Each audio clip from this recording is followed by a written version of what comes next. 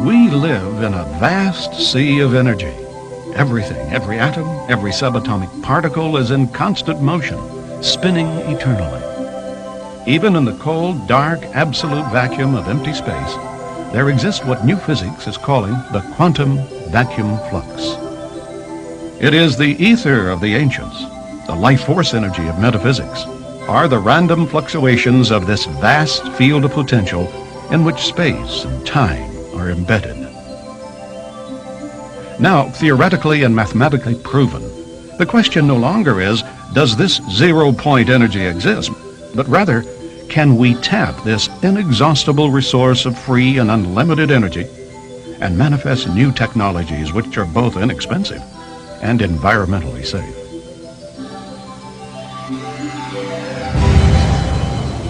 One thing is certain, if we continue on the course of rapidly burning fossil fuels and relying on nuclear fission, the future of our civilization is in grave jeopardy.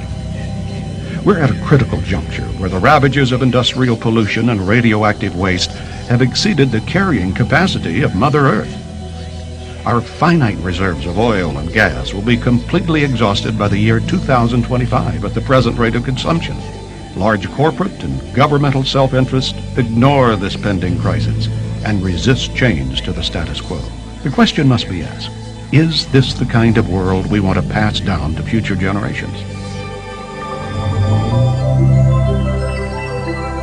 Emerging on the frontiers of science, a pioneering breed of theoretical physicists and inspired inventors are challenging the way we think about harnessing the unseen forces of nature. Despite ridicule, lack of funding, and outright suppression, they are confronting an outmoded classical worldview and ushering in a monumental scientific revolution.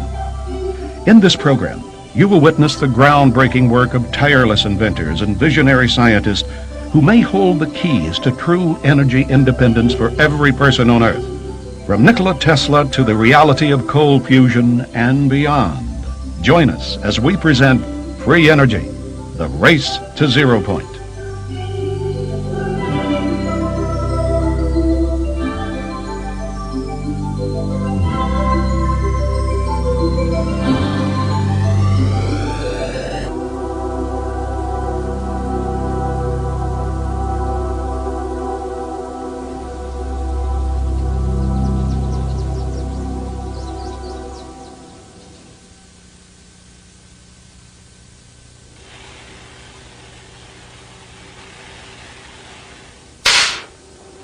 Most people would agree you can't get something for nothing. There's no such thing as a free lunch. And yet, we get our oxygen free from the air we breathe. We get sunlight free, and water, that used to be free until bottled drinking water came along. But what about energy? We've always had to pay for that, whether it's wood or coal, oil or electricity. It's always been the rule that you can never get back more energy than what you put in the first place. That's a fundamental law of nature. Physicists of the 19th century figured that out with the first law of thermodynamics, the conservation of energy. Maybe so. But science has come a long way since then. And laws? Well, there's never been one that hasn't been broken.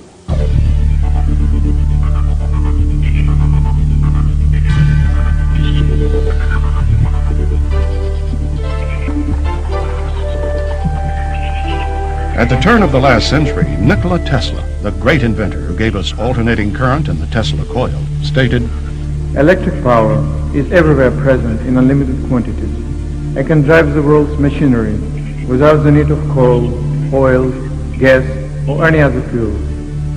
This new power for the driving of the world's machinery will be derived from the energy which operates the universe, the cosmic energy."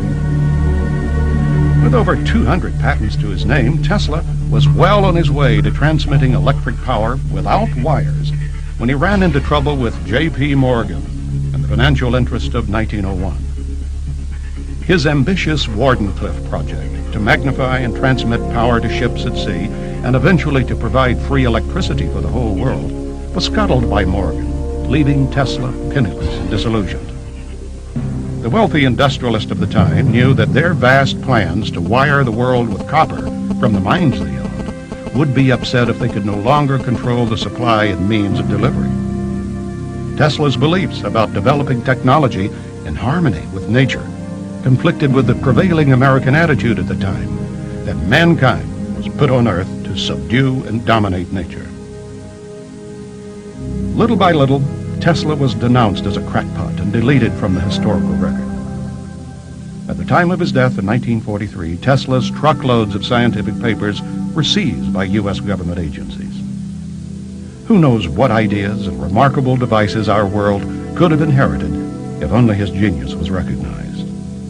When J.P. Morgan prohibited Tesla from broadcasting electric power overseas with Wardenclyffe Tower, he said, I can't put a meter on it, therefore I won't finance it.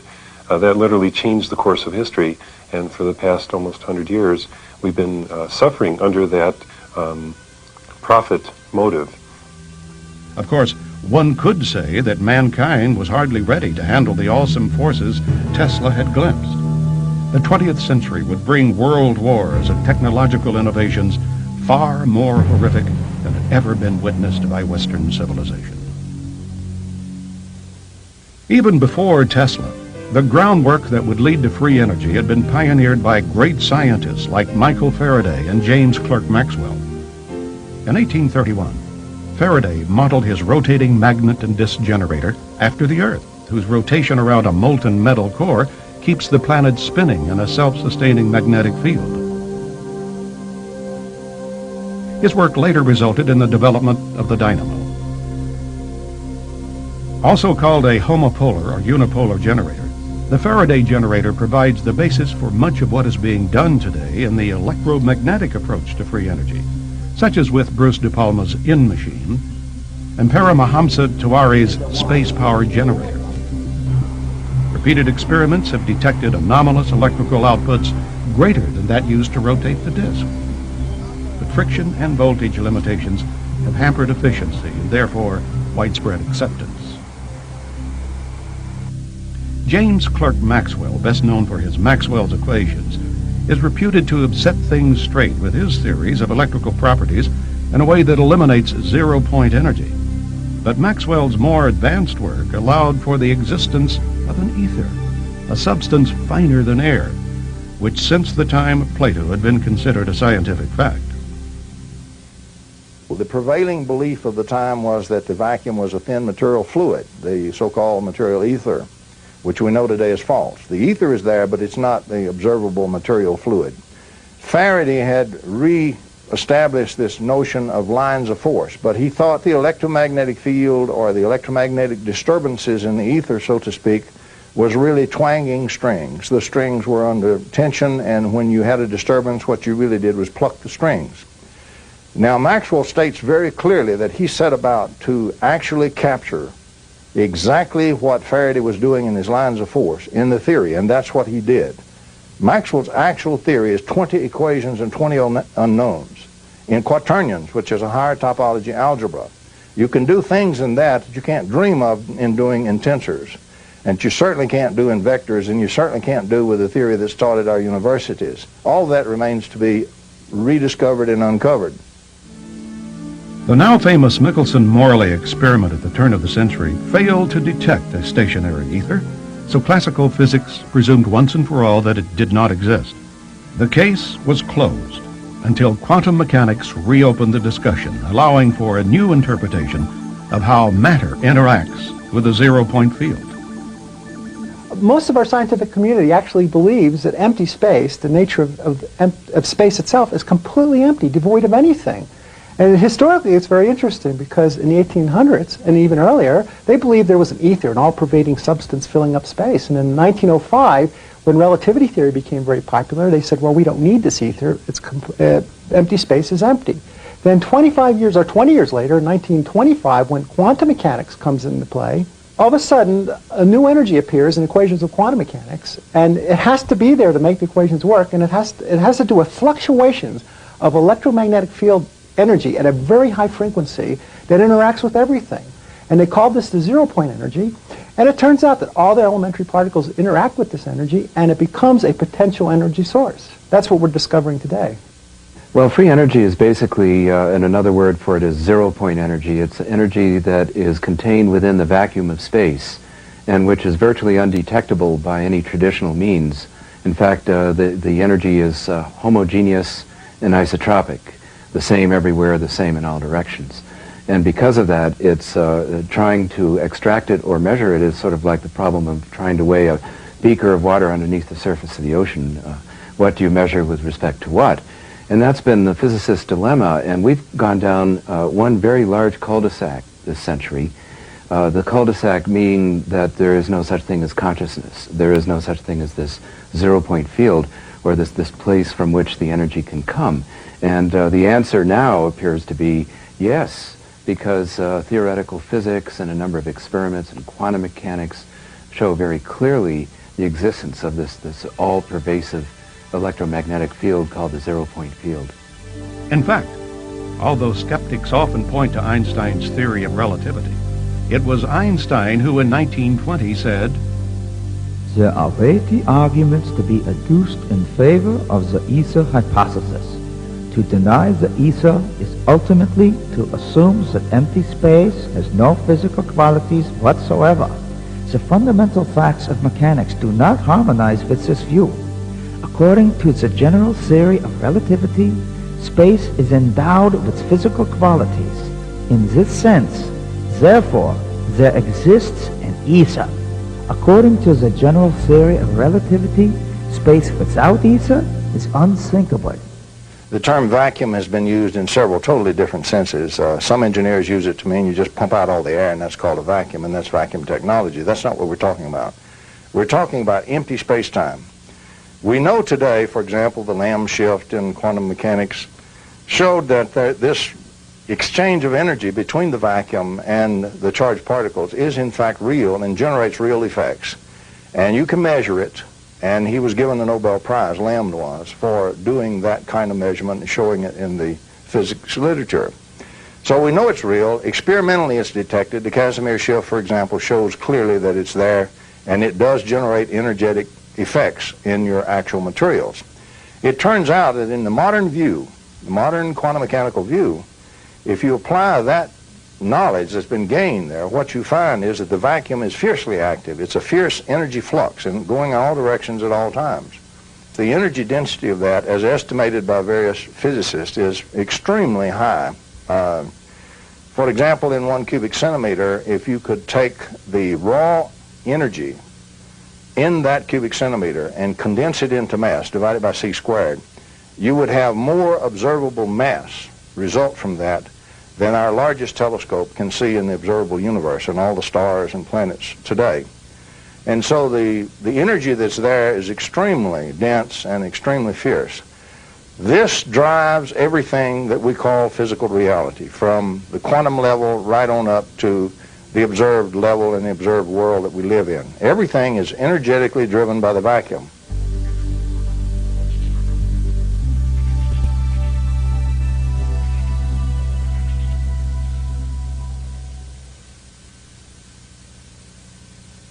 The Sea of Energy in Which the Earth Floats was a revolutionary book written by T. Henry Moray, an electrical engineer and Tesla enthusiast who in the early 20s began working on a device he claimed intercepted radiant energy from outer space. His solid-state detector, the Moray valve, was designed with a complex series of semiconductors, high-voltage capacitors, and transformers hooked up to an antenna and a ground wire. By stimulating the existing oscillations of space energy, his radiant energy device ran for days, putting out 50 kilowatts of electricity. His public demonstrations attracted newspaper coverage and scientists from Bell Laboratories and the Department of Agriculture's Rural Electrification Administration. Although no one could find evidence of fraud, neither could anyone explain how the radiant energy device worked. During the 30s, he developed semiconductors and transistors that were far ahead of their time. Unfortunately, as all too many inventors have suffered, when he refused to sell out to powerful interests, Moray and his family were threatened, shot at, and their laboratory ransacked. Ignored by the U.S. Patent Office, Moray quietly stopped public disclosure of the device after it was destroyed by his assistant, Felix Frazier, a communist sympathizer who was frustrated when Morey declined his repeated offers to take that technology to Russia. Today, Morey's sons, John and Richard, continue to pursue their father's dream. In Europe, Victor Schauberger's vortex experiments during the 1930s resulted in an advanced understanding of how the spiraling motions inherent in all natural systems reverse the effects of entropy. By studying the properties of inwardly spiraling water, he created an implosion generator that concentrated electrical charge. Victor Schauberger is one of my heroes who talked about a possible science based on the inward motion rather than the let's explode everything, break it up and study the atom by breaking it up into the little pieces. Let's study the atom by looking at how it wants to move naturally in a spiraling motion. And the same with everywhere you look in nature. Schauberger's ideas became widely known before World War II when he was coerced to work for the Nazis on exotic discs that resembled flying saucers, as well as his energy generator. In 1958, he traveled to the United States, where he was told he could manufacture his devices. But he was duped into signing over all of his rights, and none of his inventions were ever developed. Returning to Austria, he died a bitter and broken man. Visionary philosopher, artist, and scientist Walter Russell's contributions to the understanding of energy are significant, even though ignored by mainstream academia. Russell's revised periodical table of the elements, based on a spiral, predicted many unknown elements and isotopes like plutonium and deuterium. His cosmological theories about the mystical nature of reality challenged physicists to think in terms of energy, light, and matter as one substance.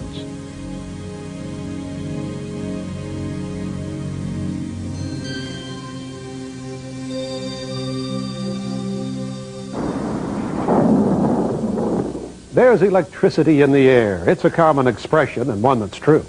Take a comb, run it through your hair on a dry day, and you can get a static shock. Sure, it's electricity, all right, but could it also be tapped to produce sufficient energy we could all use?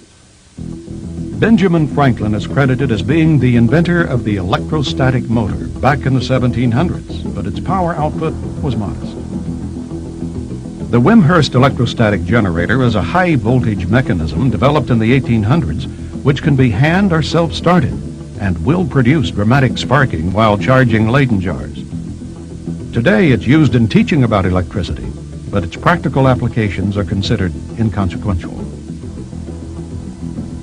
A high-tech variation of the Wimshurst device is the Testatica, or Swiss ML converter. Developed by Paul Baumann of the Maternita community in Switzerland during the 70s, this free energy device is a marvel that has been in operation for more than 20 years, supplying electricity to the small, self-sufficient Christian community. Many technical experts have come away stumped by its excess output. However, because the community feels that the majority of mankind is not ready to be responsible for such unlimited energy, they're keeping the technology under wraps until such time the world is spiritually prepared.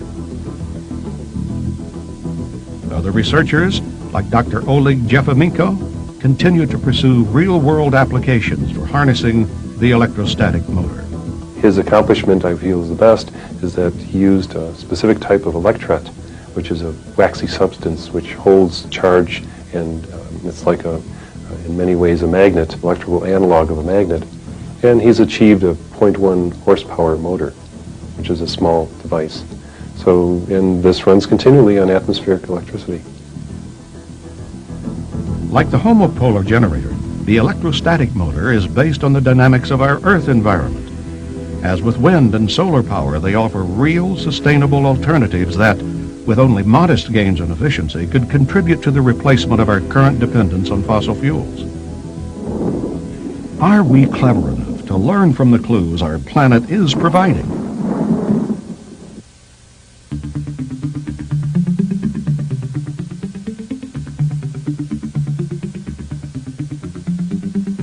Upon the foundation of innovative thinkers and inventors like Tesla and Morey, the modern age of free energy research began. In the 1950s, waves of flying saucer sightings occurred throughout the United States, and while an infant space program was trying to catch up with the Russians' launch of Sputnik, a man named T. Townsend Brown was busy on experiments that defied conventional understanding about electricity, gravitation, and propulsion. Along with Drs. Paul Byfield and Agnew Bonson, Brown took high voltage to the next extreme. In this rare home movie, the earliest experiments in electrogravitics are recorded.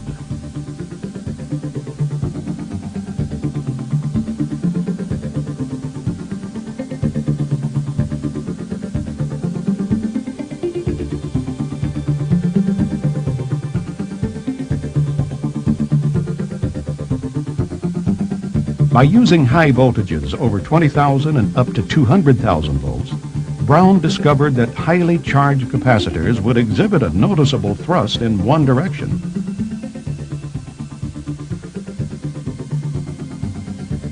Although awarded a patent for his electrokinetic generator, no one has ever reproduced his experiment until recently. Larry Davenport, shown here demonstrating his replication of Brown's electrokinetic apparatus, explains. But when I first began to read Brown's stuff, I didn't quite understand the difference between the ion wind devices, which there's a lot of them out there, and some of them are very efficient as far as producing ion wind, and his particular apparatus. I finally decided to do Brown's work in 1994. I looked at his device. I'd tried several different things, and they hadn't worked, and I thought, well, Brown is supposed to be the pioneer of this, or so the people that make the claims and that get the patents, they always refer to his name. So I thought, I'll go back and I'll try to do this. Getting it balanced was real important. His method of propulsion specifically was using the charge separation, high voltage charge separation on a vehicle. He found that circular craft were better for that application than winged craft. However, recently we found through Dr. Paul LaViolette's research that the B-2 bomber actually seems to qualify as an electrogravitic craft. The military has admitted that it electrically charges the forward leading edge of the wings. There's also a very high dielectric being used. Depleted uranium is used on the forward edge of the wings. And whether or not there are other applications for that technology and that design, we're recognizing that because the exhaust gas is also negatively ionized, that all of a sudden we have the high voltage charge separation that's necessary to provide an extra propulsive force, especially at high velocities. So electrogravity in that aspect is a very simple process, but does provide a good amount of force for a very small amount of energy input. As with many other promising inventions developed during the Cold War years, the National Secrecy Act prevented scientists like T. Townsend Brown from commercializing or even publicizing any technology which could potentially be interpreted as having a military application.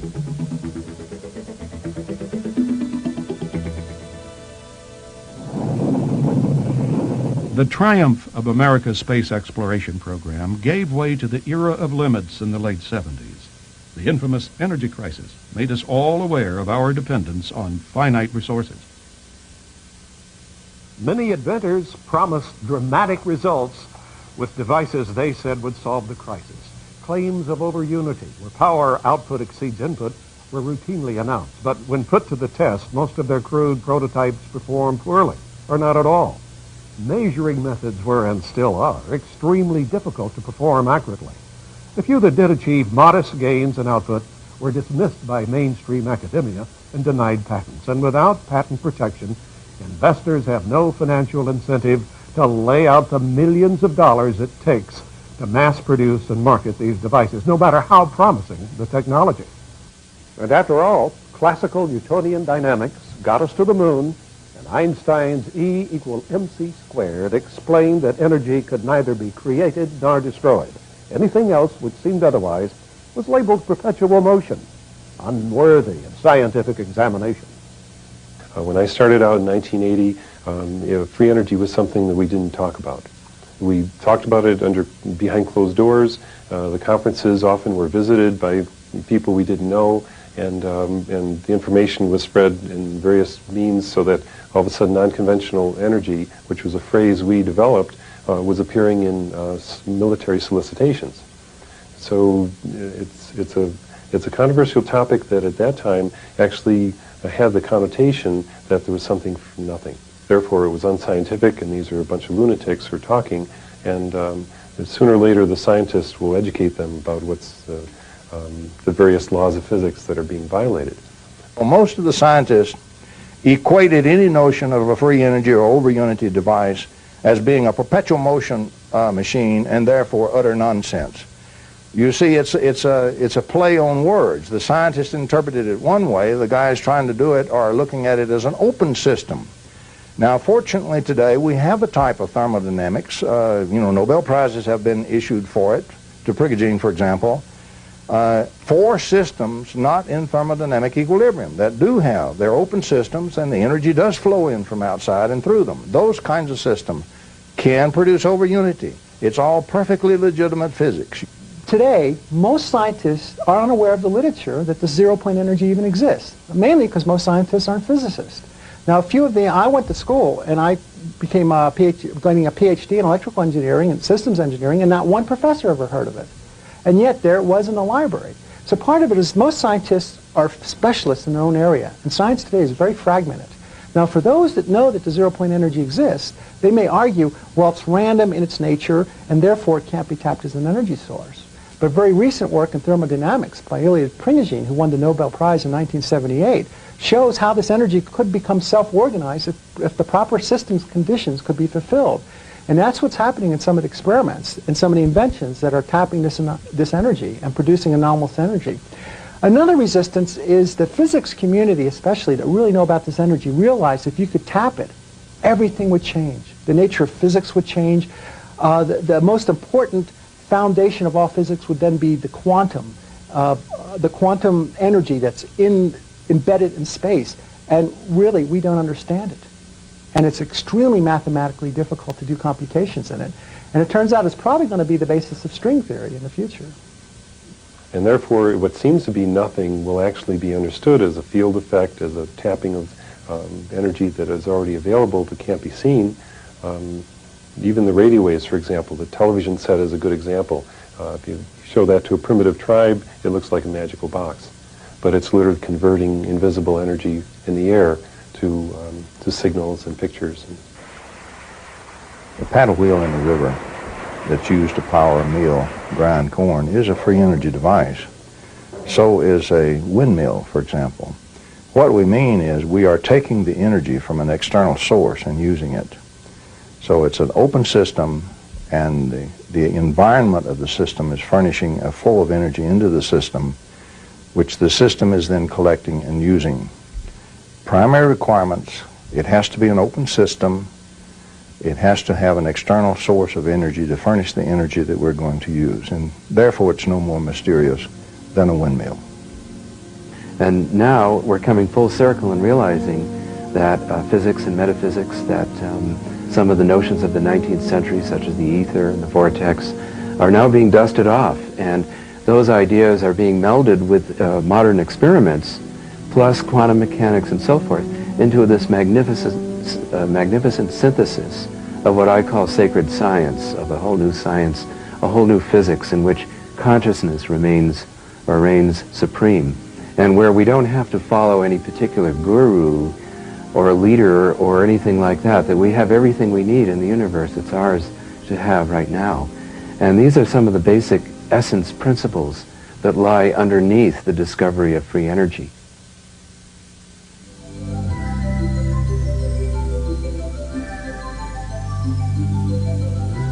The force of inertia is known in mechanics, but until only recently, it had been considered too weak and difficult to harness for propulsion.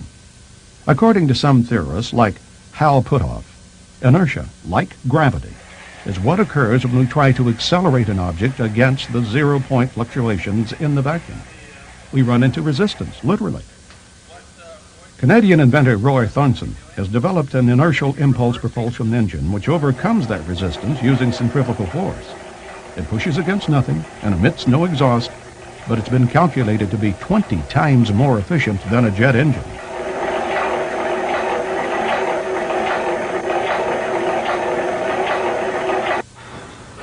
Here, the Thornton inertial propulsion drive powers a canoe in a swimming pool.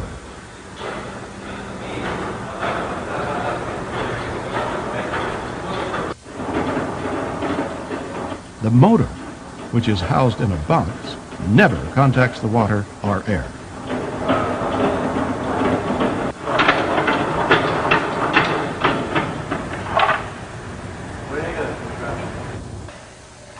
In the pendulum test, unidirectional force is being generated to keep the pendulum to one side.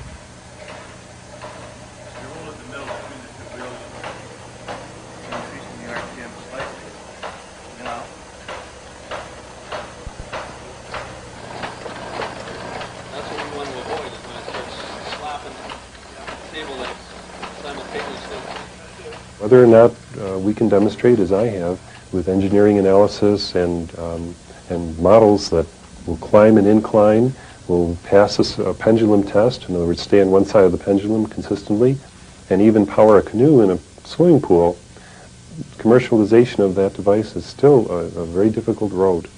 And we see that in many inventions, but what I like to emphasize is my F over P measurement of that is literally 20 times better than the jet engine. A jet engine, typically a commercial jet engine, the DC-9, I think is the one that I analyzed, has about 0.016 newtons per watt. And then this is in the metric system. Now, when we look at the Thornton, he's able to achieve 0.32 newtons per watt, literally 20 times better than the jet engine. Roy Thornton is developing refinements to his system to increase its performance. Unfortunately, like many inventors, even with a U.S. patent in hand, he has yet to find sufficient investment capital to bring his motor to the marketplace. Propulsion source does in fact exist.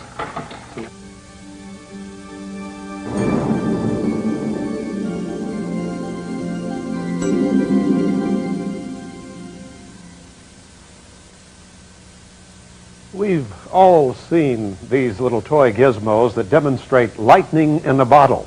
It's the electric phenomenon called plasma discharge.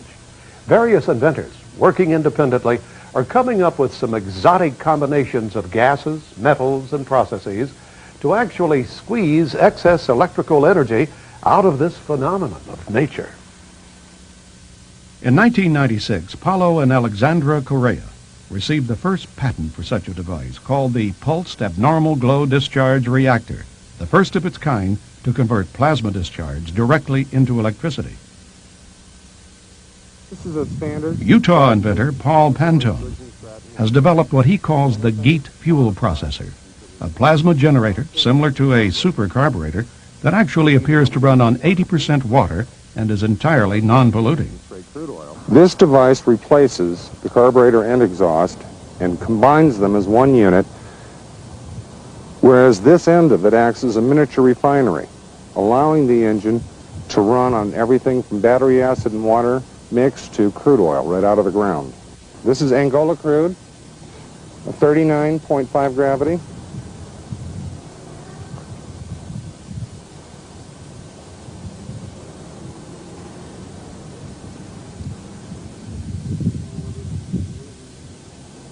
The exhaust coming down goes around and comes out here at the far end. The center chamber draws some of the heat from the exhaust, plus this tube takes some of the exhaust gases, takes them up into the chamber and bubbles them down to the bottom. The bubbles, as it comes through the fuel, are brought up to the top of the chamber, picked up through a tube, and fed up the center of the exhaust pipe. While they're being fed up the exhaust pipe, they are in a vacuum, and there's a heat exchange which occurs.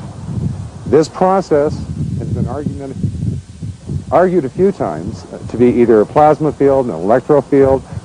We do know that it does have a slight radiation, which is not alpha, beta, or gamma, and we do have x-rays to show that whatever is coming from the unit does get affected different from stainless steel than the regular steel.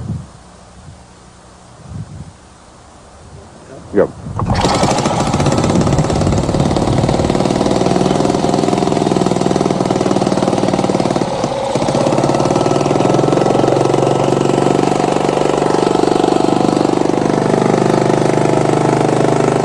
when the temperature of the exhaust is the same as the air temperature going in from the air portion up here, normally 3% more oxygen coming out of the tailpipe than there is in the air we're breathing.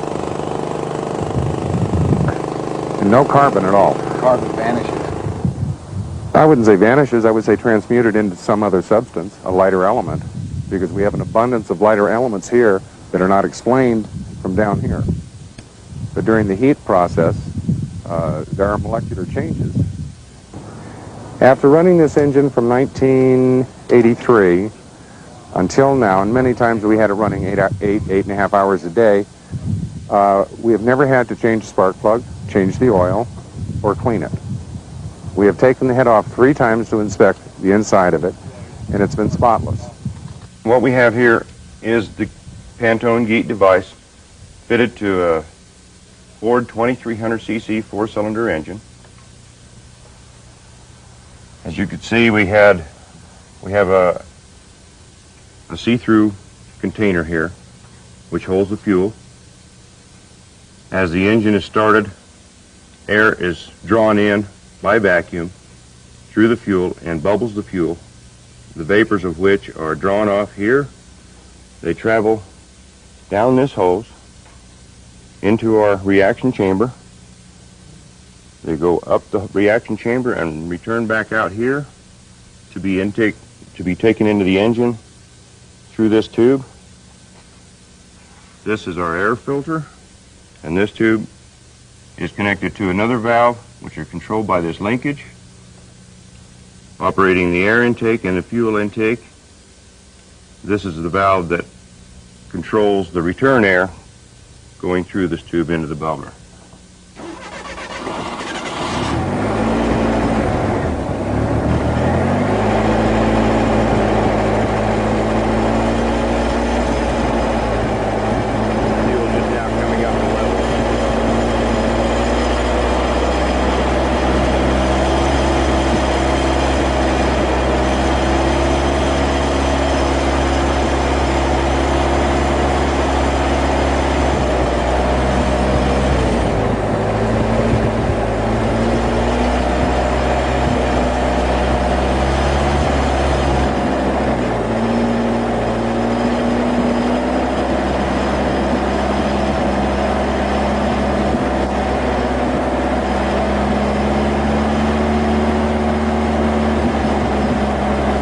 During the testing with the 2300cc Pinto, we have achieved efficiency up to and including 300% of normal.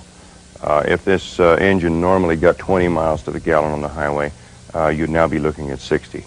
Our load tests and whatnot have not been completed, but we feel very confident that there's not going to be a power problem out there that wasn't. I witnessed the demonstrations by Paul Pantone, and I was astonished by the claim of ability to use any fuel or water, including mixed with oil and so forth. It's similar to something that's validated already by Gunnerman, that's being used in the state of Nevada at the moment. However, this is an even more shocking claim, because it appears that it is truly, if it's correct, and if it can be validated, he seems quite open, it appears that this may be yet another process which does some kind of transmutation of elements. He claims there's no carbon coming out of the exhaust, which would be unthinkable for putting a hydrocarbon fuel in, even if it's mixed with water. You have to get carbon out, and he's claiming that there are no CO or CO2 emissions from this, and there appear to be none visually. That is, there appear to be no soot particles coming out of the exhaust.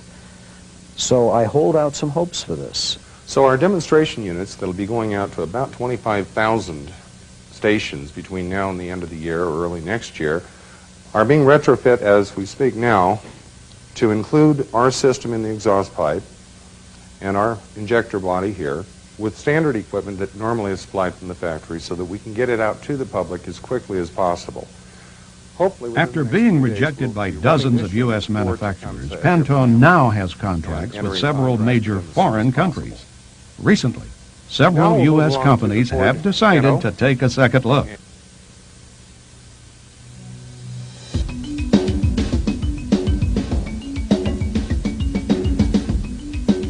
occurs at fusion between these components. In 1989, two physicists from the University of Utah, Dr. Stanley Pons and Dr. Martin Fleischmann, created a media frenzy with their announcement of cold fusion in a bottle. Although several independent experiments reported similar test results, the cry of fraud quickly went up at MIT and other prestigious universities. The debunking was swift and merciless. Throughout the history of science, anytime there is something that is very threatening to the established ideas, such as Galileo's revelations through the telescope and his idea, following on others, that the Earth goes around the sun, not vice versa, continental drift, all sorts of claims that ultimately became validated, the initial reaction of science is to say this is nonsense and to reject it and not even to look at the data. And I would say that the cold fusion and free energy or new energy phenomena are so threatening to the underpinnings of modern physics and chemistry and all other sciences that you get the expected intensely negative reaction. The real story about cold fusion is that it never died. Soon after the announcement in Utah on March 23rd, 1989, hundreds, thousands of people all over the world, scientists and engineers, began to try to replicate the Pons and Fleischmann experiment. And positive results kept coming in of all manner, including the energy, the excess energy, far more out than in than could be possibly explained by any chemical reaction or any previously stored energy. The unfortunate situation was that the U.S. Department of Energy masterminded a bogus panel of so-called experts, many of whom were biased from the start against the subject. They came up with the expected answer within 3 months, and they ratified it within 6 months, even as the evidence continued. Those physicists, nuclear physicists that have been working with hot fusion, the tokamaks, this type of thing, they have a monstrous amount of evidence that shows exactly what they expect to have happen with nuclear reactions in this hot gas plasma. They believe, and it's a good first guess, that the nuclear reactions that would occur in a cold fusion cell should be the same. Well, Mother Nature doesn't always accept our predispositions to belief. Therefore, Mother Nature says, this is a different environment, these are different reactions, and hey guys, start studying a little harder and find out what's going on. The problems that occur in evaluating a cold fusion device have not been so much, does it work, but does it work every time? And many scientists are of the opinion that if it doesn't work every time, then there's something wrong. Basically, the problem has been in the preparation of the metal. Now, this is particularly true in the heavy water experiments of Pons and Fleischmann.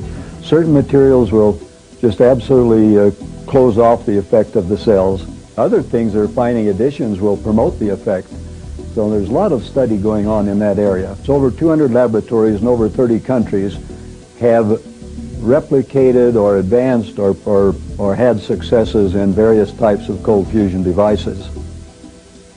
The Patterson Power Cell of Clean Energy Technologies of Dallas, Texas, is one of the most spectacular devices in the cold fusion field. It also happens to be the first device that has a United States patent, which is also very important. It got it almost by accident, since there are hundreds of patent applications that the Patent Office is rejecting. What this cell is it's very similar to the Pons and Fleischmann concept, except it uses tiny little metal-coated beads with either nickel, palladium nickel, or even sometimes just nickel, and ordinary water, not the heavy water, which Pons and Fleischmann started with. And it does produce, with a flowing stream of this liquid, or electrolyte, with just a little bit of lithium sulfate salt mixed in it, it produces spectacular energy. In fact, in one experiment, they turned the power off completely, and the cell continued to produce 20 watts of power, unmistakable, for at least 14 hours, and my understanding is that could go on for a number of days longer. The typical power ratios of this kind of a cell it's very robust, totally repeatable, is anywhere from 10 to 1,000 to 1. Okay, when you have even a tiny bit of input power. They've had it go over 1,000 watts with only a watt or so input electricity. Clearly, these cells can be made to self-sustain, that is, continue by themselves. This evening, Dennis Cravens is an independent scientist who has done first-hand research studying the effects of the Patterson power cell. The important thing is, notice over here, total excess energy is usually in the megajoules range. If you run through a chemical calculation of how much metal you have in there, about 20 milligrams, turn the crank, how many moles is that? How much? You assume about 100 kcal per mole for your chemist types of a typical energetic reaction, if you can think of one. We can't think of one, but if there was one, you maybe get 32 kcals if you burned all the metal.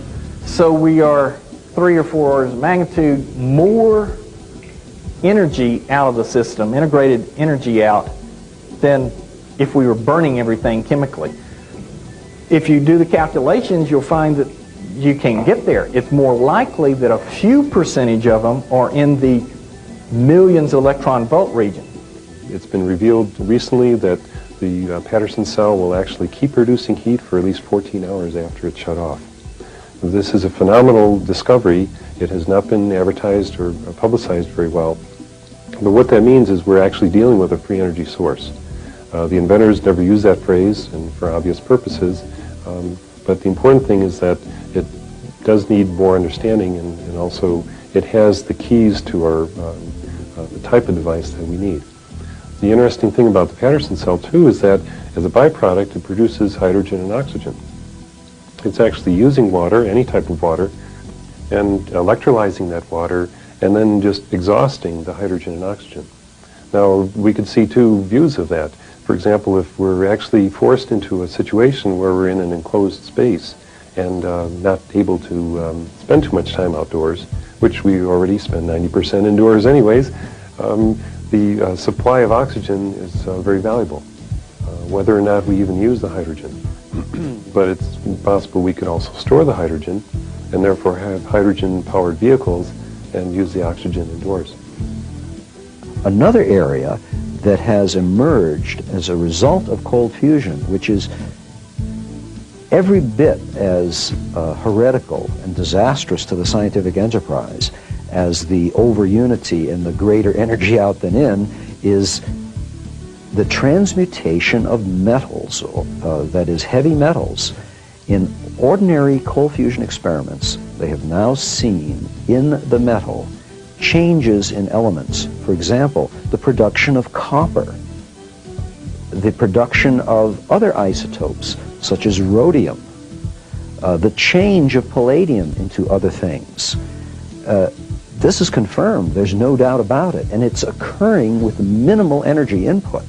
So what this leads to is an analogy with the old claims of the alchemists, who were able, historically, they said, and there's some evidence that they were able to do it, to do low energy processes that produced gold from lead or mercury or other things.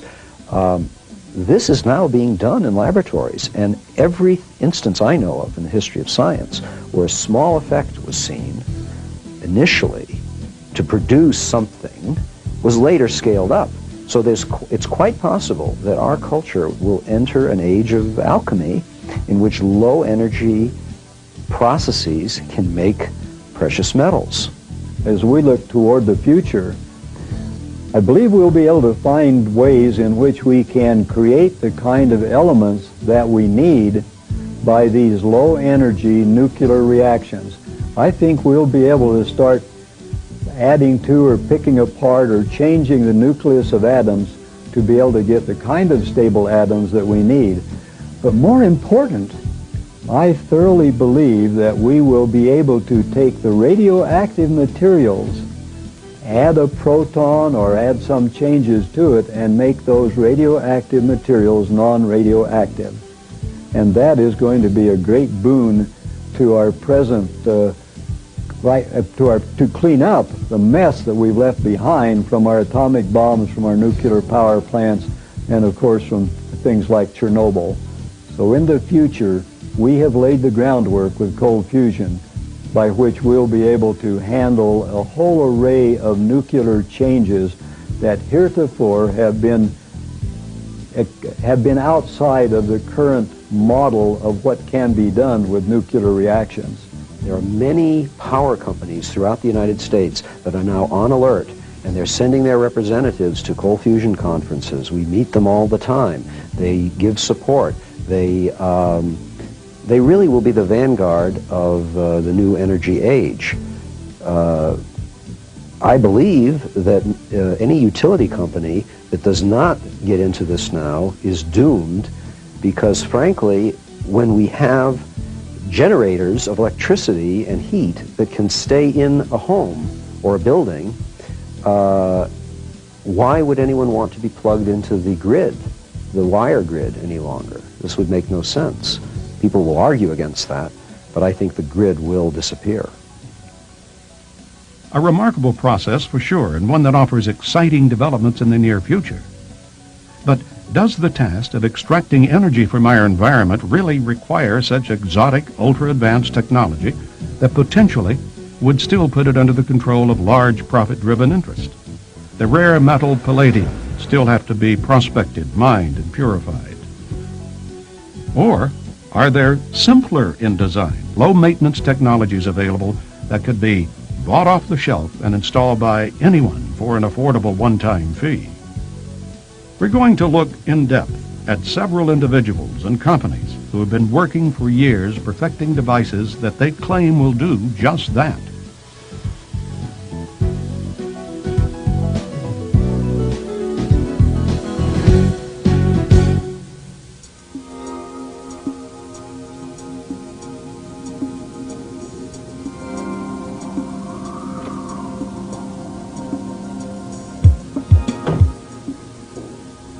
No one person in the free energy field has been as determined and persistent as Mississippi inventor Joseph Newman.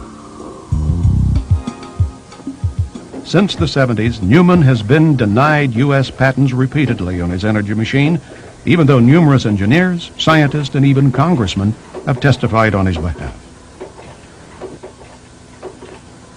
In 1968, I invented a bike that would get a wheelie. And I used an 80-pound flywheel that I had built and took a positive clutch out of a 30-horsepower motor, put it above the axis of the back wheel. A kid would get up on it, build up inertia in that 80-pound flywheel. He'd engage that positive clutch. Immediately, the front end would jump up off the ground. It'd leave black streaks on the pavement about that long, and the kids' eyes would get as big as a silver dollar. They were just ecstatic over it. But I had heard the word that a gyroscope was a stabilizer. So I went to the library, got a book on gyroscopes. And when I started reading the mechanical characteristics of a gyroscope, the question that had dogged my mind for 3 years, how did that current know which direction to go? And why was it when you went parallel you'd get nothing? I saw the laws of a gyroscope match that exactly. If you study the laws of a gyroscope, if you take this little gyroscope here, if I can spin it up, you can see that it does, but I think every kid knows it's true. Now, if you pivot that one direction, it goes one way. You pivot the other way, it goes the other way. If I turn it around 180 degrees, now if I push it up, it goes the opposite direction. Push it up, it goes the opposite direction. If I go parallel, it does not pivot, as long as I maintain a parallel position. That's exactly what happens when you move a conductor through a magnetic field. You push down on it, the current goes in one direction. You push up, it goes in the opposite direction. You turn the magnet over 180 degrees, everything will reverse. You push down parallel to the lines of force with the copper wire, and you get nothing. It told me that the energy in a magnetic field was a gyroscopic particle. Now, I didn't care what the rest of the world was saying because they couldn't answer my honest question. It was obvious to me the energy in a magnetic field consists of gyroscopic particles. It is the mechanical essence of Einstein's equation of E equals mc squared. It moves forward at c and it spins at c. That's Einstein's equation of E equals mc squared. It only occurs when you get atom alignment in material. I don't care if it's conductor, iron, what it is. When the atoms align, the magnetic field will appear, come outside the boundaries of the material, and gives you a running river that you can tap into. And what I'm going to show you is an energy technology that's going to totally change your life, that the status quo power brokers have been fighting, and I'll show you the history of it. They didn't want you to have it. But you can see for yourself that this works, and the part of this for you is to see it, is to watch these meters, because these meters are going to show you that there's more power in this system than flows from this battery.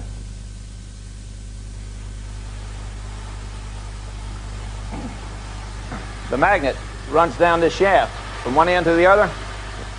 It's hex-shaped with six-sided. This blue represents a coil running this way. The red represents a coil running at right angles to it. The commutator shows that you break that circuit every 90 degrees. So you fire into one coil, fire into the next coil.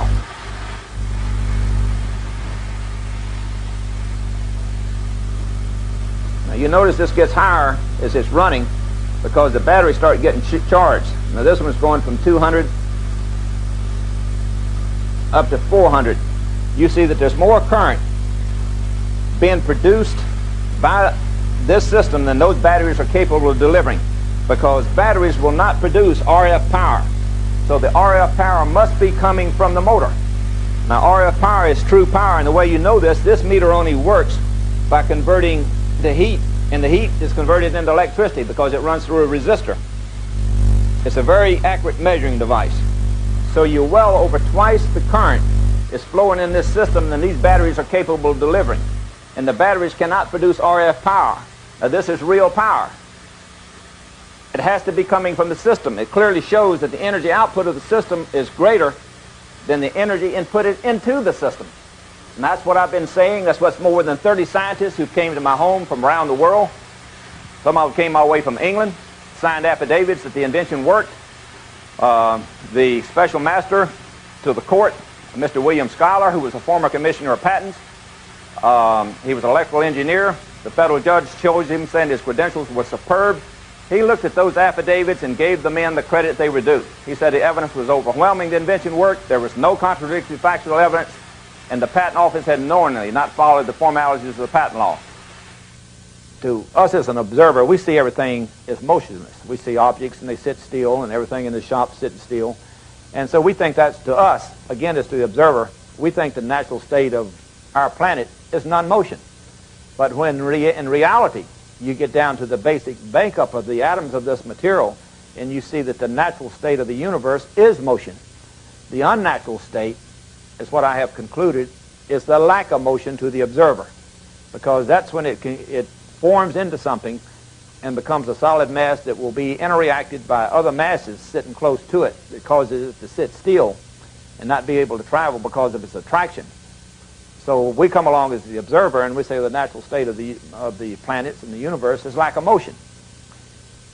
Just like we believe that so strongly, just several hundred years ago, we believed that the Earth was the center of the universe and that we were everything, and they even believed that the stars, even back at Kepler times, was only like a cake full with raisins 3 miles thick.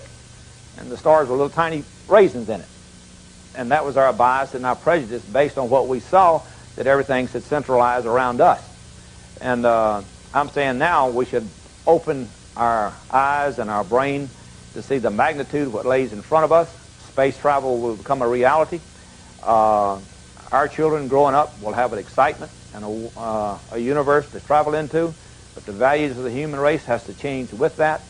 While Joe Newman is still fighting for recognition and just compensation, many entrepreneurs are racing to be the first into the marketplace with magnetic motors that are built with high-tech space-age materials and employ microprocessors to regulate pulsations and RPM. David Porter of Galtech Semiconductors demonstrates his recently patented permanent magnet motor called the carousel electric generator. This is the latest version of the carousel motor generator. It's a rotary version. Rotary inside. There's 18 separate sections, what we call a coil section in here. 18 make up the outer diameter. There's 6 coils here that we're using to drive the motor. On the top here we have an encoder which sends a pulse down to the electronics and basically lets the electronics know where the rotor, the rotating part here, is in relationship to the coils, and tells the coils when to turn on and off. That's done by a specific index point that the encoder has that sets the relationship between the two.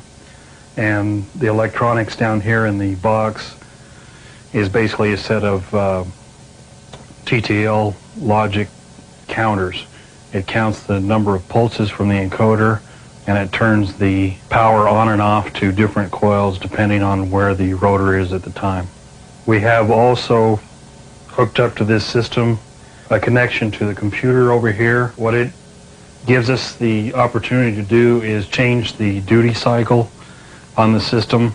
We can change it from a pulse rate of 1 pulse per cycle up to 40 pulses per cycle, which would be 100% duty cycle.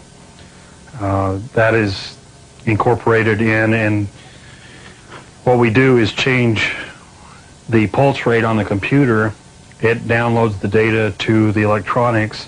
When the index pulse comes around, which comes around once per revolution, it updates the data in the counters, and that's what changes the pulse rate on the system. Okay, we don't have an automatic start on the system right now.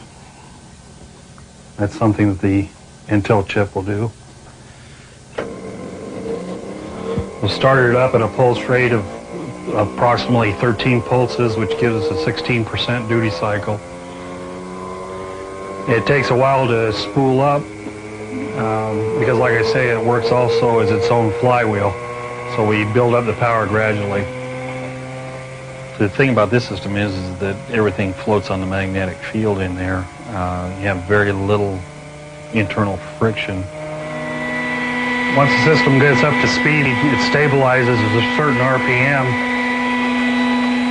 Right now we're running at about a 30% duty cycle per channel. The speed is still coming up a little bit.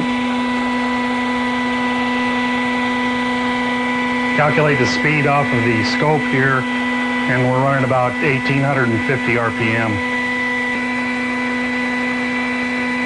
This white and the green shows the 2 channels on the motor. The little spikes there are the amount of time that each channel is on, and the flat part at the bottom is the amount that it's off. So you can see how much is pulsing and how much time it's off and how much time it's on. One of the analogies we like to use is it's like if you pick someone up and take them across the street, you use a lot of energy. If you put them in a tire, once you get it started, all you got to do is tap it a little bit, and so you use a lot less energy to move the same load. And that's what we do. We build it up to a high speed, and then we just tap it with a little juice as it goes around, and we use the inertia built into the system to take it the rest of the way there. So we're using a high-speed pulse on the system. What we're doing is removing the energy from the magnet. The magnet has a specific life. They lose approximately 1% a year. So we're not actually trying to create energy from nothing. The system will not run forever. It's not perpetual motion. We use the amount of energy that is in the magnets. Once that energy is used up, the magnets can be taken out, they can be recharged. All we're doing is maximizing the efficiency of the electromagnetic flux density that's there to the production of electrical output. When will we be able to see free energy devices powering consumer products like this electric car? Well, they're already here, and you may be able to purchase one by the time you see this program. In Oklahoma, where oil has been king for over a century, inventor Troy Reed has been busy in his shop constructing rotating magnetic motors that he believes will soon revolutionize how we get around. And it does work. This is a new prototype of the magnetic motor, and if I can explain a little bit about what you call a magnetic field. All magnets, the big old wooden prototype, has a system. As the motor went over, it had a tension to jerk over like that. If you take this motor here and you take your finger and rotate it, it doesn't have that jerking in it. So what I've done, I got rid of the crankshaft I got rid of the crankshaft. I've got rid of the injectors.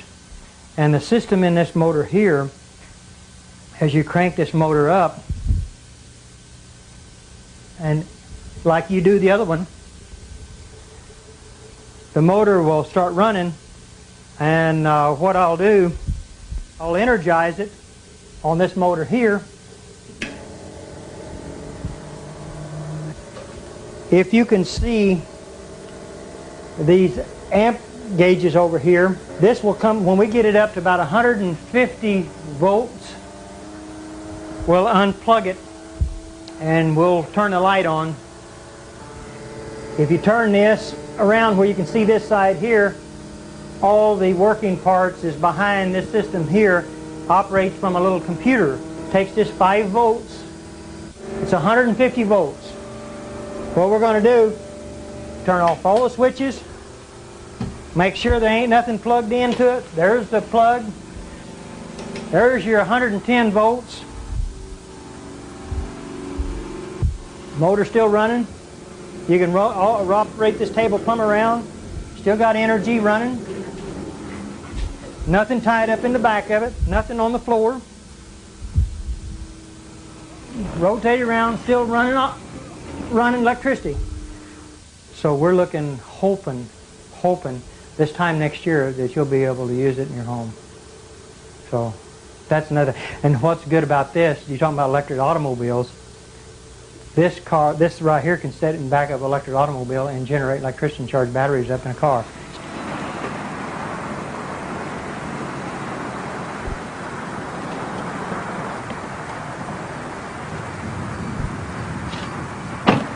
Beautiful automobile. You can drive it anywhere you want to. You don't pollute the air. All the other electric automobiles that I've actually seen has been nothing but this standard transmission. This is an automatic transmission car. There's not a whole lot of what you call junk, I would call, under cars. I've seen a lot of electric cars that had a lot of stuff in it. The only thing that this has a battery to run the radio, the blower.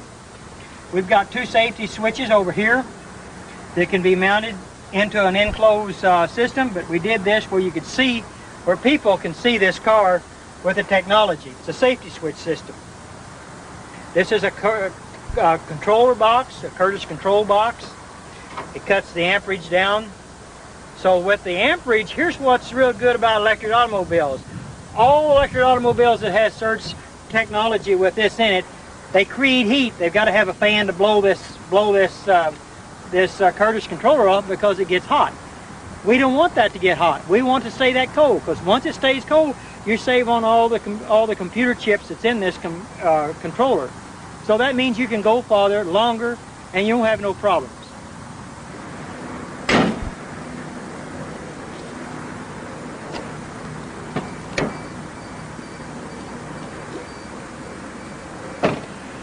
This electric automobile has got 2 gauges in front of the shifter on the automatic transmission. It's called the voltage and the amperage. That's what I was talking about earlier about amperage on automobiles. Let's see if we can't get the amperage to go down instead of going up. The voltage on this here should say somewhere around 120 volts. When we start out, there's no amperage at all.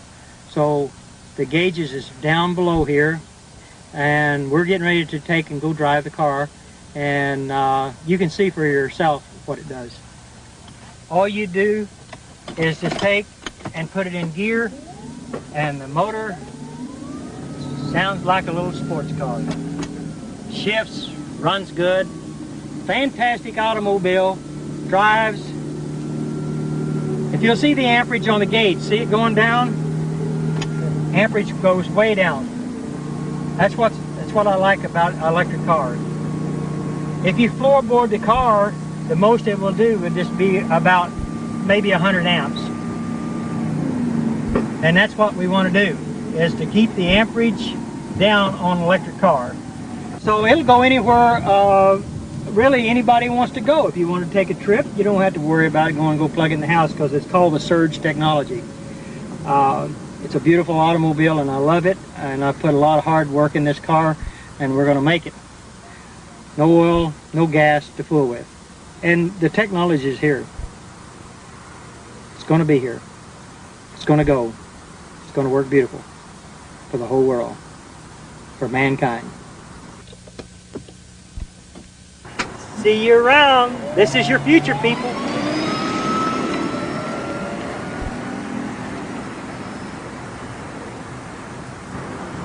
As we have seen so far, electromagnetism seems to be offering the most viable path for many contemporary inventors. The magnetic motor continues to challenge the over-unity barrier, but even simpler methods are being demonstrated through common ingenuity.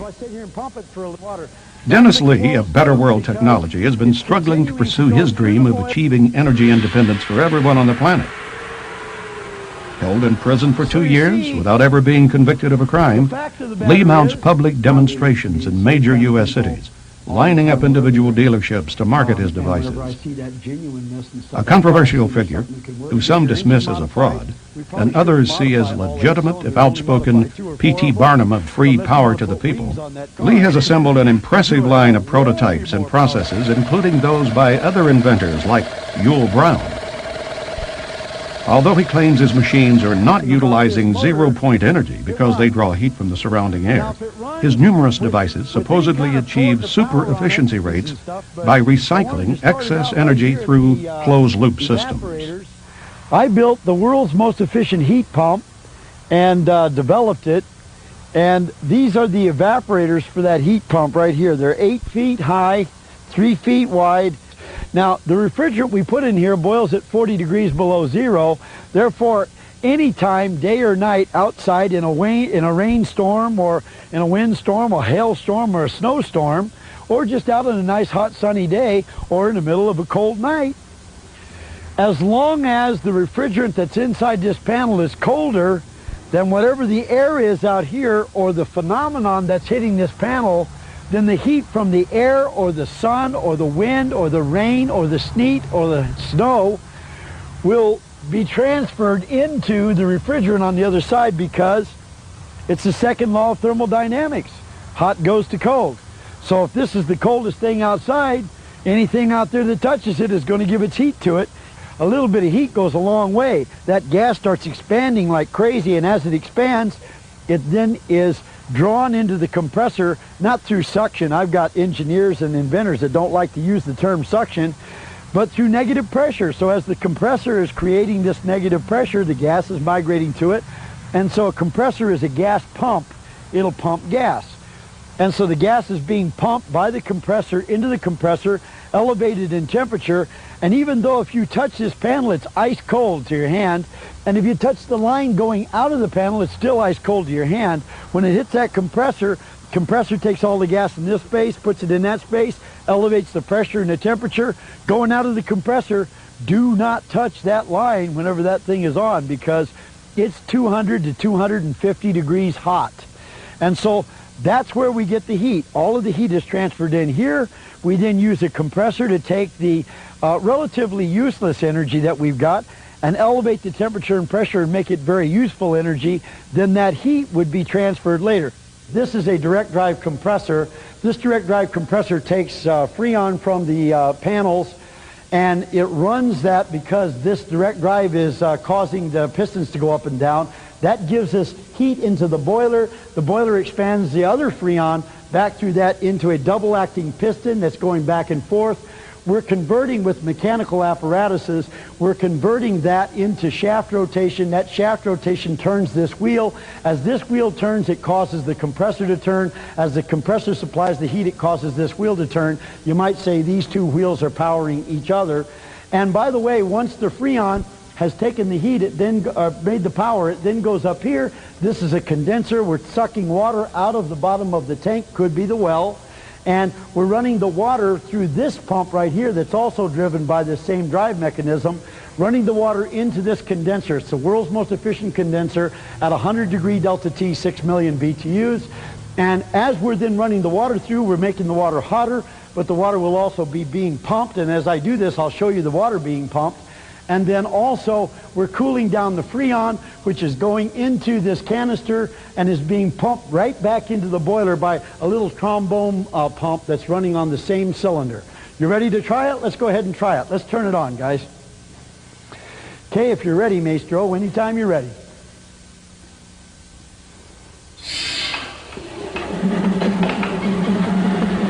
Okay. So it is pumping water from energy taken out of the air, and we'll light the lights too from excess energy. So the lights are being lit from excess energy from the air. They're pulsing.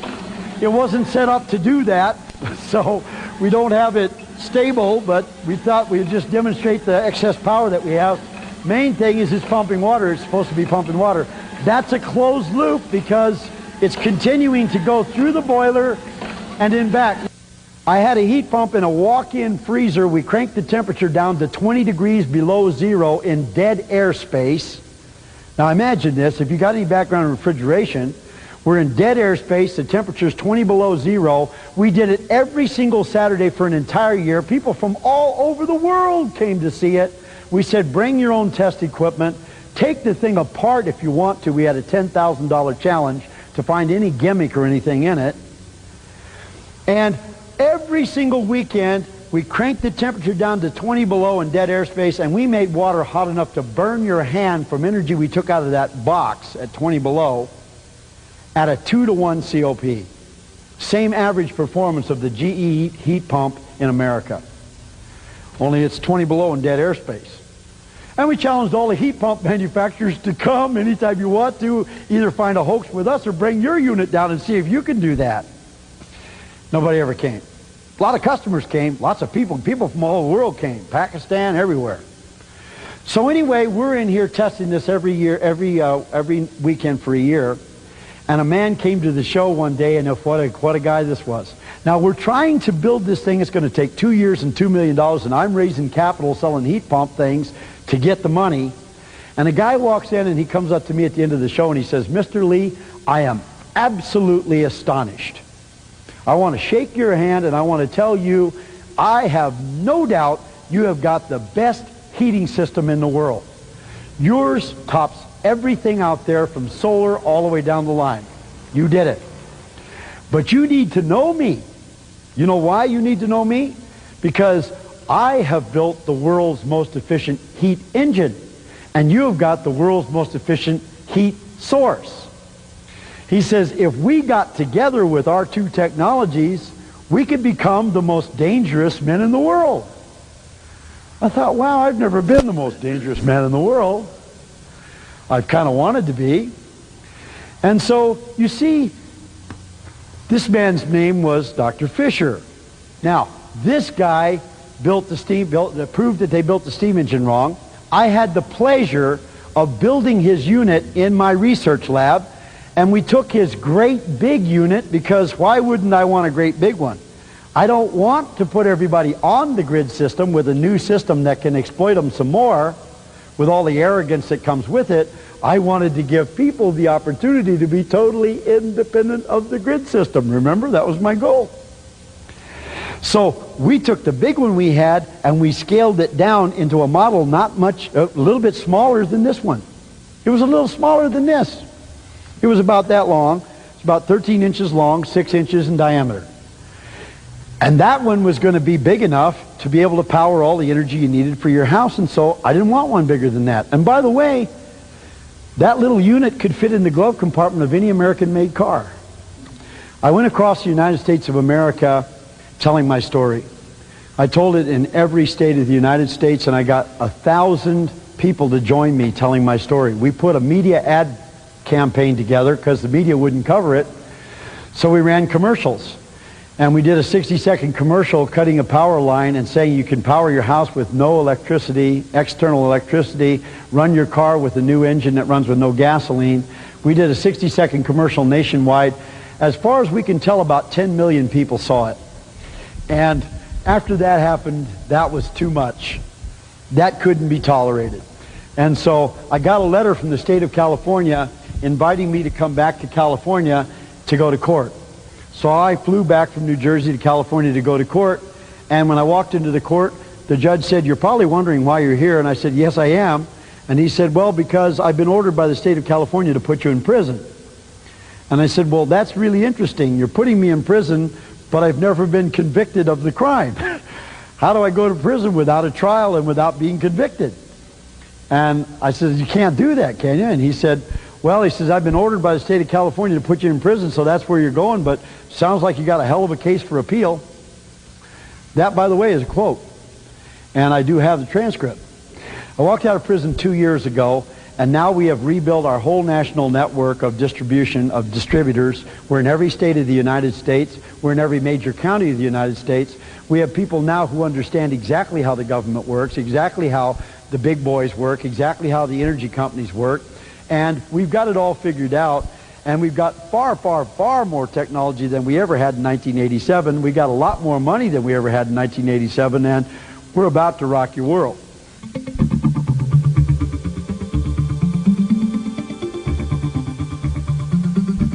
As if the amazing over-unity results of these pioneering inventions are not enough, a curious combination of side effects to free energy research involves such things as the transmutation of metals, the formation of new isotopes, and yes, even anti-gravity. Levitation effects from spinning magnetic disks conjure up images of UFOs hovering in midair. British inventor John Searle has led the way along these lines, but his technique is not the only approach. The remarkable works of Canadian inventor John Hutchison has drawn widespread attention from businessmen and government scientists since 1979, when he began using ultra-high electromagnetic frequencies to transform matter in some very unusual ways. It has come to be known as the Hutchison effect. The objects you're seeing moving there is a form of levitation by translational movement, meaning that the objects become lighter and can float around. The heaviest being the barium cylinder that you see there with the two wires coming out of it. Tends to slide around on 7 pounds of its own weight. The physics of it is self-resonation of what they call ferromagnetic and piezoelectric barium titanate. Through a power amplifier and broad and narrow bands of electrical energy going into this crystal. So the applications of this in advanced applications using free energy or zero-point energy to power it would be in propulsion technologies. This is a crystal converter unit that I made about a year ago to see if the principle worked, and indeed it seems to work to this day. The principles involve the Casimir effect and space charge type of barrier technology in semiconductors, and a jitter activity called zero-point energy that goes through time and space. The idea is to get the material inside this to interface with the jittering action of zero-point energy. And moving on to what they may look like inside, I actually bring out a piece here of this material, of common minerals and that, produced in a special way, and I take a reading here. And I should be getting a higher reading. I had a hot spot somewhere on here. I have here almost a half a volt, as you can see. As one can see, there's no batteries in this or anything else except just crystalline material with different configurations. And this is a steady state. It's always that, and has been tested up to a year's time and under stress tests also. So, which made me decide to then, of course, mount the same material in cylinders. Different cylinders, of course, there are different mixes in there, and I found that that some of the cylinders are not as powerful as this material here, or this very tiny one here. Actually, this has more power than this large artillery shell unit here. And what I want to do, of course, is to demonstrate it in the sense of it making actual power. That means to turn a small motor. Okay, I'm attaching this to the base here. Another lead to the top, and it should spin, which it does. So yeah, basically, this kind of material powering motors. Of course, it's a very small motor at this time, but scaled up in larger amounts of material can power up to several horsepower if needed. Hutchison hopes his simple shake-and-bake method of producing these crystal energy converters will attract investors who can see the potential of permanent batteries which never need charging. Non-toxic, that will interface with zero-point energy in space and time. Hutchison's more dramatic experiments border on the paranormal and have generated more than just a passing interest from U.S. military research labs. We've had about 750 demonstrations of levitations, translational movements, metallurgical samples falling apart, changing into transmuted unknown metals. Quite a variety of obscure types of effects, wood impregnated into metals, other objects in metals, monopole magnetic fields written up in many journals. Quite a host, or a Pandora's box, of different types of effects on the outer edge of the scientific community. In this remarkable series of video clips shot by Hutchison, we see what happens when he fine-tunes the electromagnetic frequencies aimed at target objects in his garage.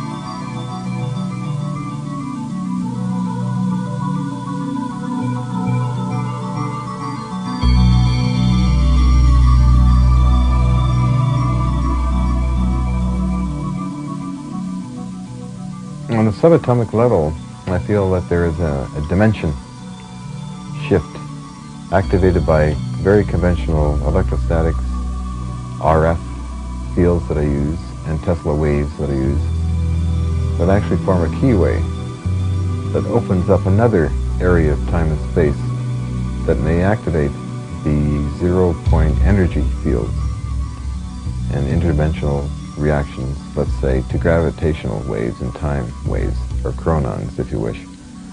Perhaps we're dealing in chronons and gravitons, which are maybe particles, and somehow causing a distortion, which causes objects to simply break apart or pulsate in the center of stainless steel bars and fall apart, or to become weightless.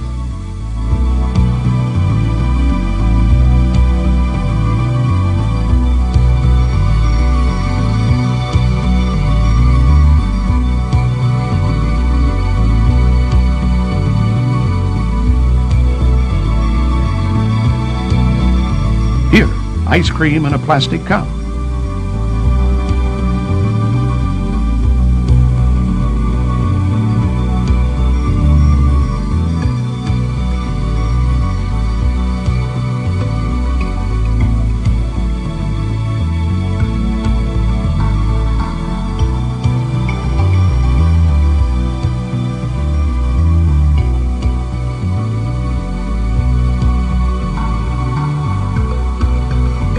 Finally, a 70-pound cannonball.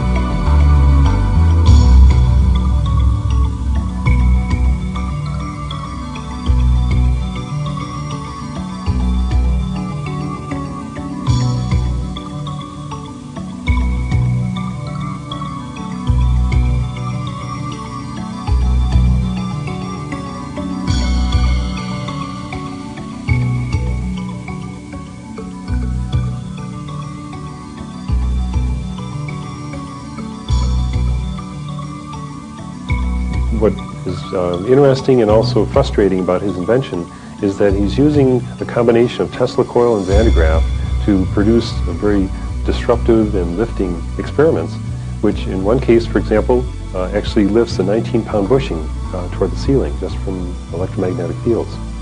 Now, when we analyze that, we find that there's position versus time graph that we can plot, and also the velocity versus time.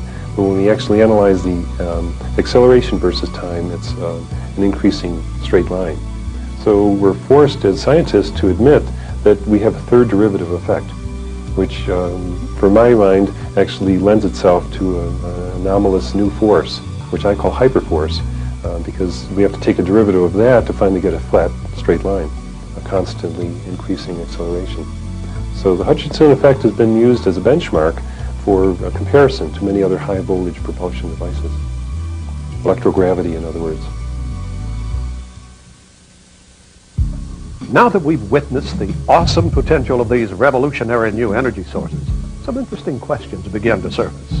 What are the consequences to the environment, to the very fabric of space-time itself, once we begin harnessing these little understood forces on a planetary scale?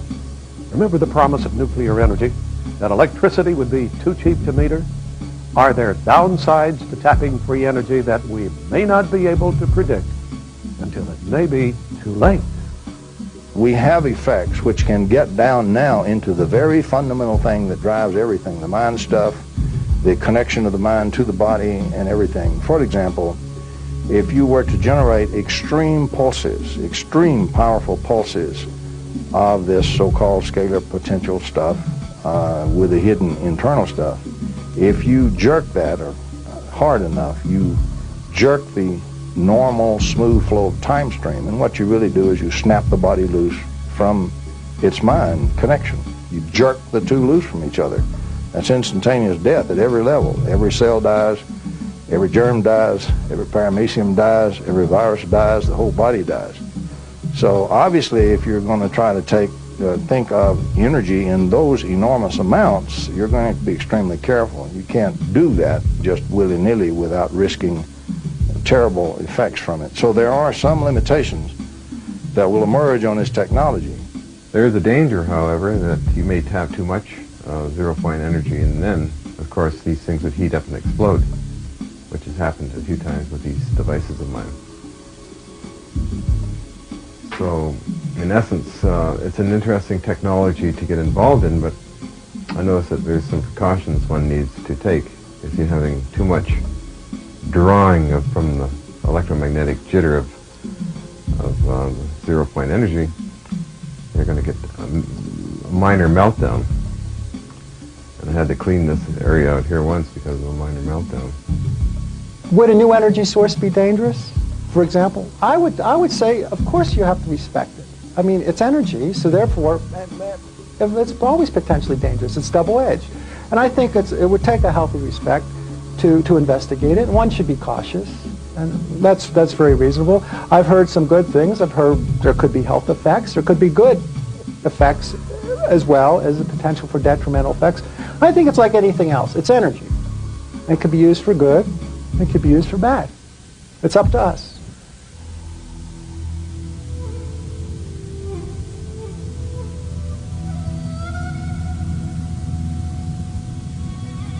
Perhaps because of their traditional understanding of invisible forces like chi or ki, Oriental cultures, especially the techno-enthusiastic Japanese, embrace the concept of free energy.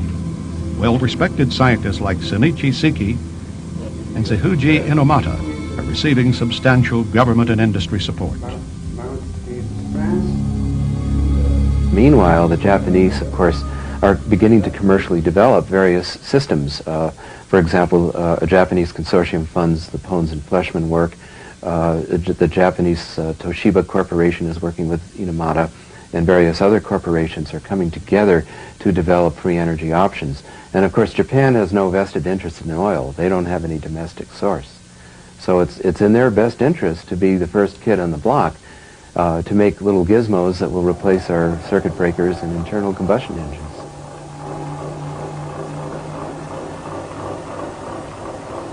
To understand this machine, you need, mind change, paradigm shift in yourself. So far, physics, ordinary science, consider only material world. But we should think another world, as an unseen world. And we should recognize that unseen world and material world is connected. You know, this energy comes from the other dimension.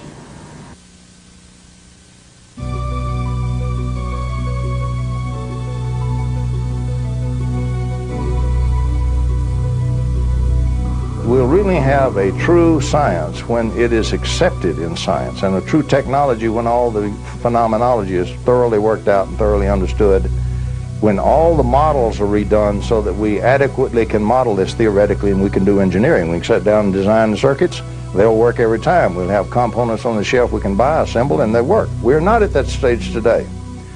We are at a stage today which is the birth of the baby.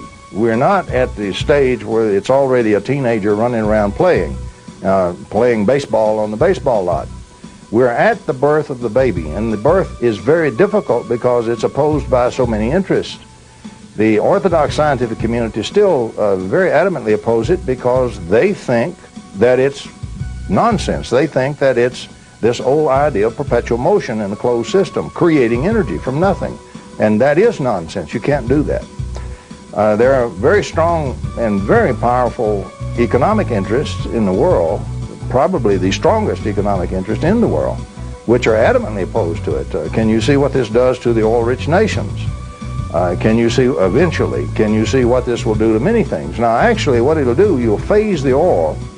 Petrochemical industry won't go away. You still need the oil for the materials that's in it and the chemicals, and so it'll be more and more petrochemical industry rather than keep burning and wasting the oil and putting all the pollutants in the biosphere.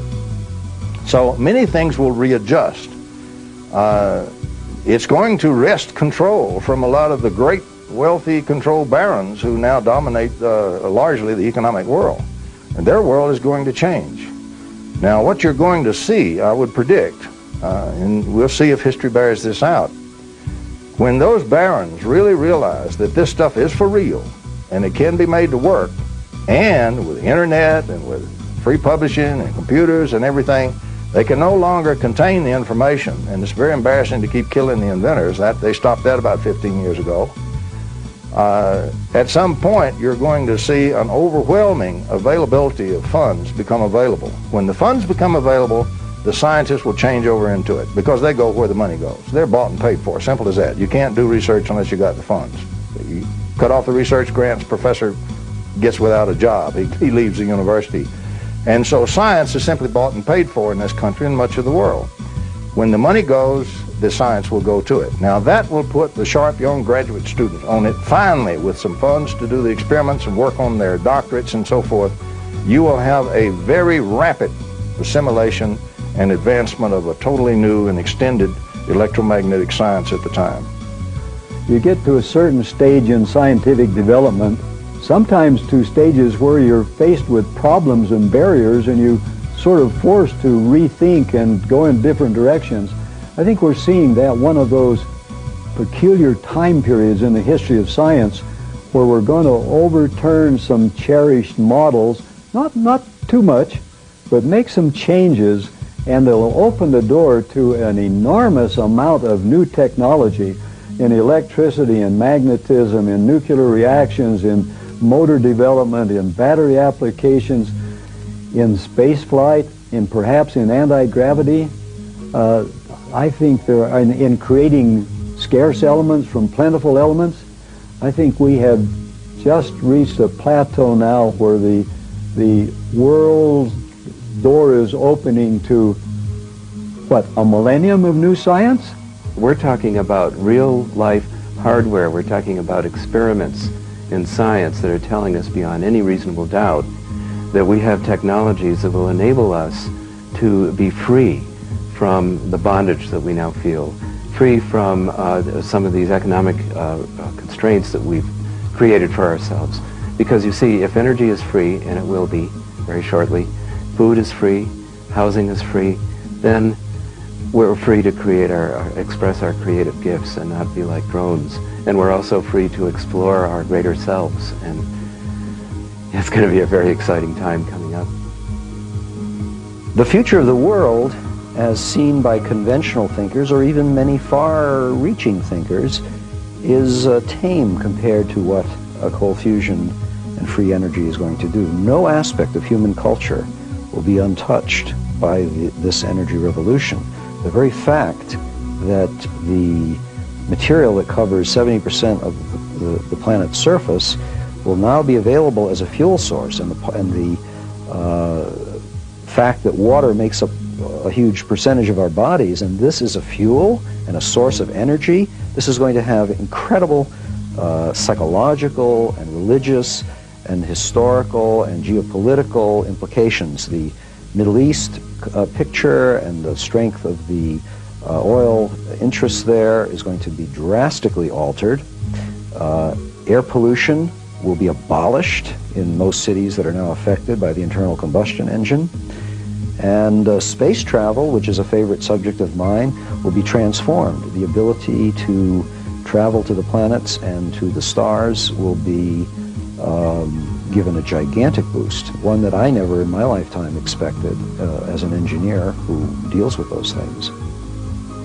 Some people are saying that the title of my book, The Coming Energy Revolution, is a bit fearsome, that revolution implies a sudden radical change, and that the status quo will suffer, and that people whose jobs depend on the status quo will suffer. So perhaps evolution is a better way to look at it. But one way or another, our leaders, our political leaders, our business leaders, our utility company executives have to address the changeover to clean energy sources. And it'll probably come from abroad, so it probably will happen fairly fast. I'm not really concerned myself about a radical shift because people seem to be on the verge of readiness for change. A lot of fear, but also some positive anticipation. And maybe it takes an unraveling of what we have to put together a cleaner, more sane world. Is mankind ready? Do we have the maturity to handle it? Are we giving matches to a baby? That's the question. Well, the first answer is we're kind of backing ourselves against the wall. If we maintain the status quo, we're doomed anyway. It looks like we're going to get a shot by having this energy available to us. If we're not mature enough to handle it, well, I guess we're doomed either way. We have a chance to survive, a chance to go on, but it will take, in a way, a consciousness transformation. Understand there's a consciousness movement and things like that, that people are starting to wake up. It's not just a me game now, it's a we game. And as we learn to work together and have empathy for one another, we can transcend the old selfish consciousness, which has caused all the problems and all the wars and everything else, into a recognition that we are a planetary being.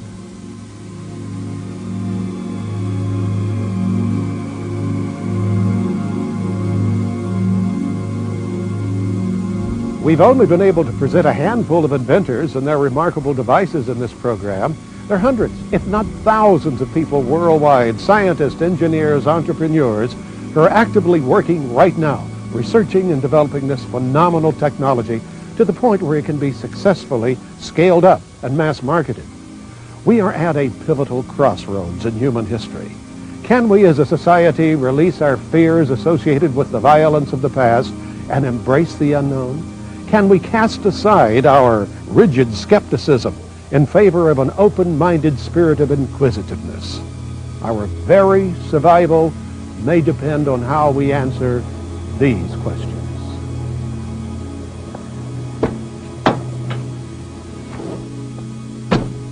We hope we've given you enough of the necessary information with which you may base your future decisions regarding this exciting new field, one that will soon affect all of our lives and the very fate of our planet Earth as well.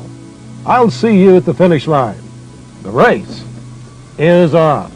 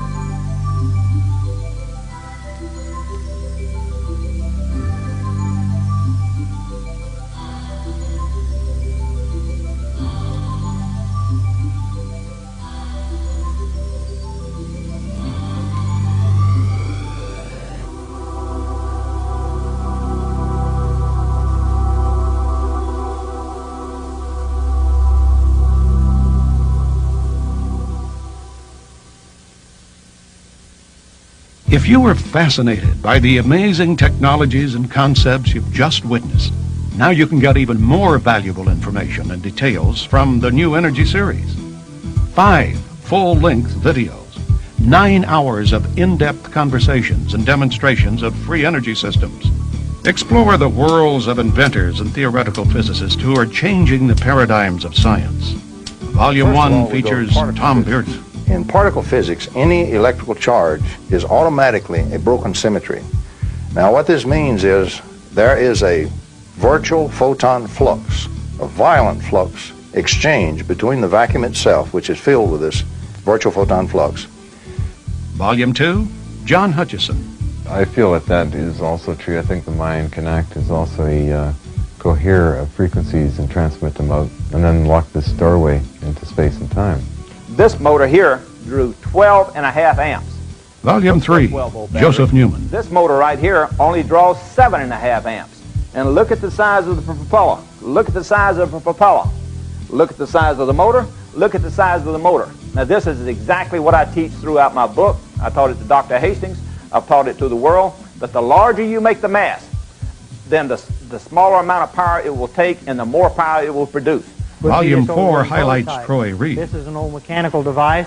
It's got 2 inner wheels on the inside and 2 outer shell wheels with magnets. They got 8 magnets on this side, 8 magnets on the inside here. Let's see what kind of torque we got at 75 psi. And Volume 5, Dennis Lee. Okay, here goes. Maxed it out. So it went all the way off the end of this thing, 150 foot-pounds of torque. This engine. They're just $29.95 for each tape. Now the process or get all here, 5 for $119.95, a savings of $30. Place your order today. Call 1-800-795-TAPE, T-A-P-E. Or write to Lightworks Audio and Video, Post Office Box 661593, Los Angeles, California, 90066.